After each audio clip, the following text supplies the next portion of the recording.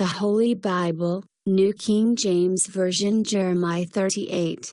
Now Shephatia the son of Mattan, Gedaliah the son of Pashhur, Jucal the son of Shelemiah, and Pashhur the son of Malchiah heard the words that Jeremiah had spoken to all the people, saying, Thus says the Lord, he who remains in this city shall die by the sword, by famine, and by pestilence, but he who goes over to the Chaldeans shall live, his life shall be as a prize to him, and he shall live.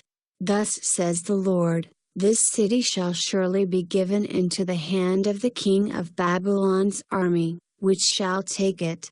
Therefore the princes said to the king, Please, let this man be put to death, for thus he weakens the hands of the men of war who remain in this city, and the hands of all the people, by speaking such words to them.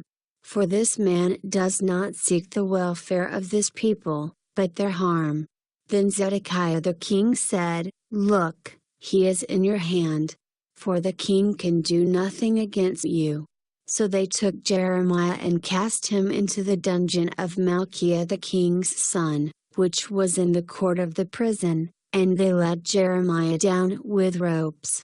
And in the dungeon there was no water, but mire. So Jeremiah sank in the mire. Now Ebed-melech the Ethiopian, one of the eunuchs, who was in the king's house, heard that they had put Jeremiah in the dungeon.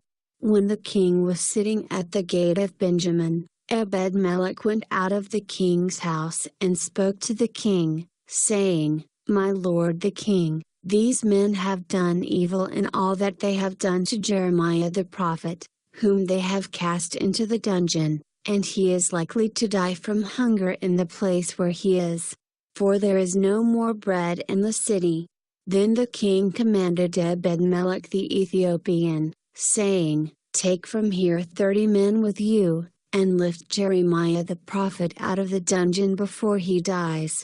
So Ebed-melech took the men with him and went into the house of the king under the treasury, and took from their old clothes and old rags, and let them down by ropes into the dungeon to Jeremiah.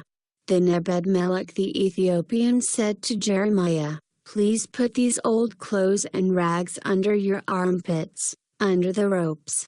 And Jeremiah did so. So they pulled Jeremiah up with ropes and lifted him out of the dungeon.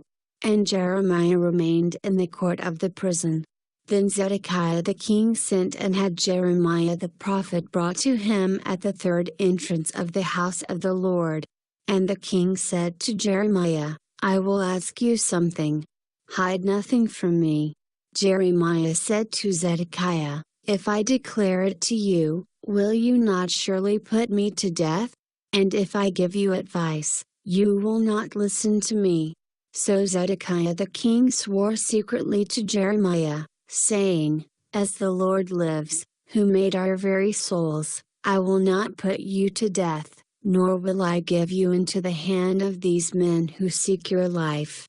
Then Jeremiah said to Zedekiah, Thus says the Lord, the God of hosts, the God of Israel, if you surely surrender to the king of Babylon's princes, then your soul shall live, this city shall not be burned with fire, and you and your house shall live.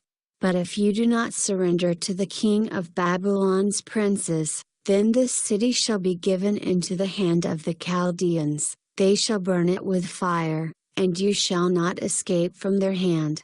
And Zedekiah the king said to Jeremiah, I am afraid of the Jews who have defected to the Chaldeans, lest they deliver me into their hand, and they abuse me. But Jeremiah said, They shall not deliver you. Please, obey the voice of the Lord which I speak to you. So it shall be well with you, and your soul shall live.